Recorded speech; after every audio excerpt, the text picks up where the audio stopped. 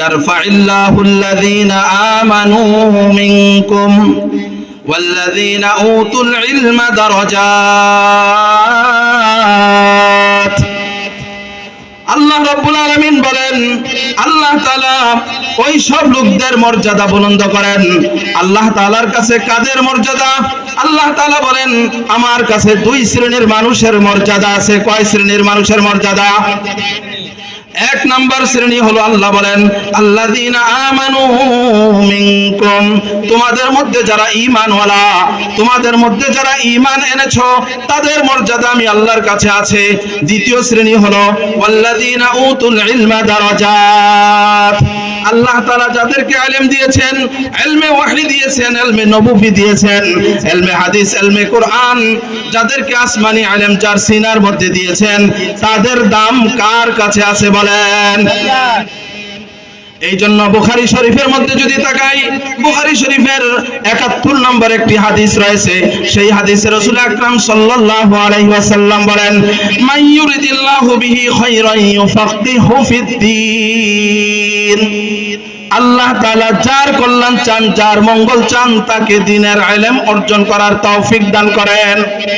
তাফাক্কুহু ফিদ্দীন কেবলমাত্র সেই ব্যক্তি অর্জন করতে পারে আল্লাহ রাব্বুল আলামিন যার কল্যাণ চান, যার মঙ্গল চান। এই জন্য আমরা দ্বীন শিখার জন্য গুরুত্ব দিব।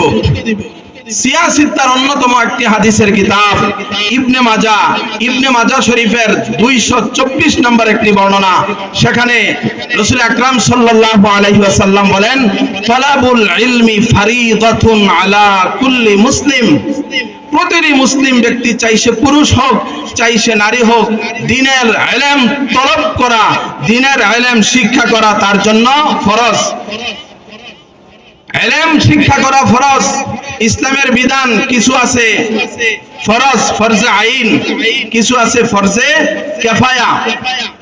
ফরজে আইন এই প্রকারের যেই বিষয়গুলো রয়েছে, ঈমান আকীদার ব্যাপার, এই বিষয়গুলো আমাদেরকে ভালোভাবে অর্জন করতে হবে। ফরজে আইন আর ফরজে কিফায়া এটা সবাই যদিও না শিখে, কিছু সংখ্যক মানুষ শিখলে সবাই দায়মুক্তি হয়ে যাবে, কিন্তু ফরজে আইন পরিমাণ ইলম এটা তো আমাদের সবাইকে অর্জন করতে হবে।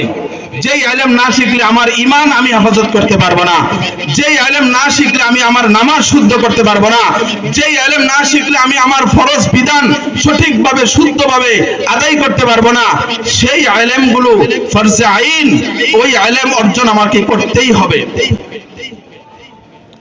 শুধু আমল করলে হবে না, আমলের ইলমও আমাদেরকে অর্জন করতে হবে। এই জন্য ইলমকে বলা হয় মাওকুফ আলাই, ইলমকে বলা হয় মাওকুফ আলাই, অর্থাৎ আমল যে করব, আমল কিন্তু ইলমের উপর মাওকুফ, ইলমের উপর নির্ভর। কিসের উপর নির্ভর করে বলেন? ইলমের উপর নির্ভরশীল। ইমাম বুখারী আলাইহির রহমা, তিনি সহিহ বুখারীতে একটি শিরোনাম, একটি অধ্যায়, একটা বাব কায়েম করেছেন, বাবুল ইলমি ক্বাবলাল কওলি ওয়াল আমাল, যে সকল কথা এবং আমলের আগে আমাকে সেই বিষয়ের ইলম অর্জন করতে হবে। প্রতিটি আমলের আগে আমলের ইলম আমাকে অর্জন করতে হবে। কারণ ইলম যদি না শিখে আমি আমল করি, তাহলে আমার এই আমল এটা ফাসেদ হয়ে যাওয়ার সম্ভাবনা রয়েছে। আমি তো জানবো না কোন আমলটা কিভাবে করতে হয়, তো আমি আমার মনমতো তরিকায় করলাম, দেখা গেছে এখানে ওয়াজিব ছুটে গেছে, দেখা গেছে এখানে ফরজ ছুটে গেছে। তো ইসলামের কোন আমল, যেমন নামাজ একটি আমল, নামাজের কোন ফরজ যদি, নামাজ আদায়কারী ব্যক্তির কোন ফরজ যদি তার ছুটে যায়, নামাজটা কি হবে বলেন? তো নামাজের মধ্যে যে ফরজগুলো আছে, এগুলো কি আমরা শিক্ষা গ্রহণ করেছি? এগুলো আমাদেরকে শিখতে হবে। আর যদি দোস্ত আলেমের সাথে সুসম্পর্ক না রাখি, নূহ আলাইহিস সালামের জমানায় নূহ আলাইহিস সালামের কিস্তিতে যারা উঠতে পারে নাই তারা যেমন ধ্বংস হয়ে গেছে, হক্কানি একজন আলেমের সাথে যদি দোস্ত আমি সম্পর্ক কায়েম না করি, একজন আলেমকে যদি আমার রাহবার না বানাই, একজন আলেমকে যদি আমি পথ প্রদর্শক হিসাবে না গ্রহণ করি, মুহতারাম হাজিরিন, যেই ফিতনা ফাসাদের যুগ আসছে, এমন মতবাদে আমি পড়ে যাব, এমন আকীদা বিশ্বাস আমি লালন করব, এমন কথা আমার মুখ দিয়ে আমি বলে ফেলবো, এমন এক দলের মাথা হাতে আমি চলে যাব যে আমার ঈমানও বরবাদ, আমার সারা জীবনের আমলও বরবাদ হয়ে গেছে। এই জন্য মুহতারাম হাজিরিন, পবিত্র কোরআনে আল্লাহ তাআলা আমাদেরকে সতর্ক করে দিয়ে বলেছেন, ইয়া আইয়ুহাল্লাযীনা আমানুত্তাকুল্লাহ, হে ঈমানদারগণ তোমরা আল্লাহকে ভয় করো, ওয়া কুনু মা'আস সাদিকিন, আর সত্যবাদীদের সাথে থাকো। আহলুল্লাহদের সাথে সম্পর্ক করলে আহলুল্লাহ হইতে পারবেন। আলেম ওলামাদের সাথে সম্পর্ক রাখলে আপনি দ্বীনের অনেক ইলম, অনেক মাসাইল শিক্ষা গ্রহণ করতে পারবেন।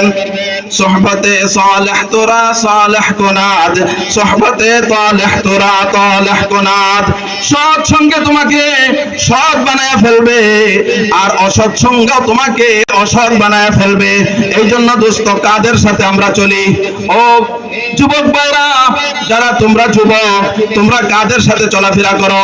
তোমাদের হাতে পায়ে ধরে বলে যাই, একজন আলেমকে বন্ধু বানাও। প্রতিদিন একজন আলেমের সাথে কমপক্ষে 10 মিনিট কথা বলবা।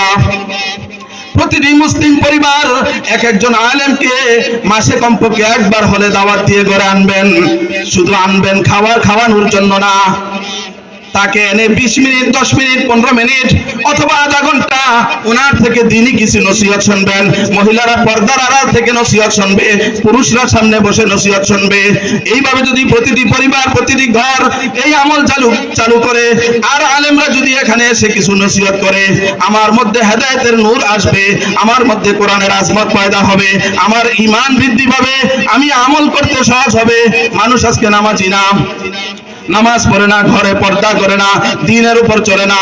কেন চলে না? আসলে তো দ্বীনের যে ইলম আমাদের দরকার, সেই ইলমটুকু আমরা অর্জন করতে পারি নাই। এই জন্য দোস্ত নিজেরাও শিখতে হবে, পরিবারকেও শিখাইতে হবে, সন্তানদেরকে ওইভাবে উঠাইতে হবে।